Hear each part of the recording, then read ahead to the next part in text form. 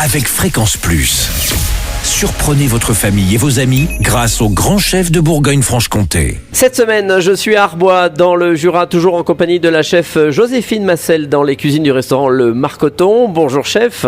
Bonjour Charlie. Alors aujourd'hui, pour notre entrée, on va partir sur un œuf parfait. Alors on l'a déjà eu, l'œuf parfait, mais là on va agrémenter de quoi? De purée de petits marrons? De purée de petits marrons, et on va faire un petit sablé au parmesan et aux noisettes pour que ce soit bien régressif pour cet hiver. Bon, alors j'ai déjà essayé et tenté l'œuf parfait, mais j'y réussis moyennement. Alors on va redonner la bonne recette. Qu'est-ce qu'il nous faut? Déjà les œufs, forcément. Les œufs, des œufs plein air de préférence. Et moi par exemple, je cuis mes œufs parfaits dans un four vapeur pendant 45 minutes à 63 degrés. Ah oui. Mais bon, vous n'avez pas ça chez vous, donc ce que j'utilise chez moi pour le faire, je prends une casserole d'eau bouillante et je la fais bien bouillir. Et après, j'immerge mes œufs pendant 10 minutes.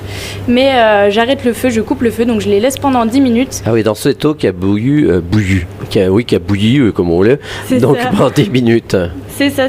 Et après, vous avez le même rendu que les œufs parfaits à 63 degrés. D'accord, il faut que ça soit vraiment 10 minutes. Ouais. La petite pas plus, pas moins. 10 minutes dans l'eau qui vient de bouillir et vous avez des œufs parfaits. Bon, une fois qu'on a les œufs parfaits.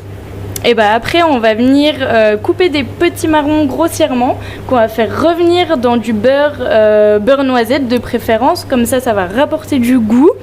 Et moi, je sais que j'aime bien mettre du curry et du ras el hanout à la recette. Petite fleur de sel aussi. Et après, on va venir les déglacer au vin blanc. Donc vin blanc de la fruitière Unicole par exemple. Voilà, forcément ils sont à côté. Et on est aussi dans le bar à vin de la fruitière. C'est ça. Et après on va venir mouiller à hauteur avec de l'eau ou du fond de volaille pour rapporter encore plus de goût. Et on va cuire notre petite marmite pendant 20 minutes. Et on va mixer, ça va nous faire une belle purée bien lisse. D'accord. Et maintenant on fait le sablé.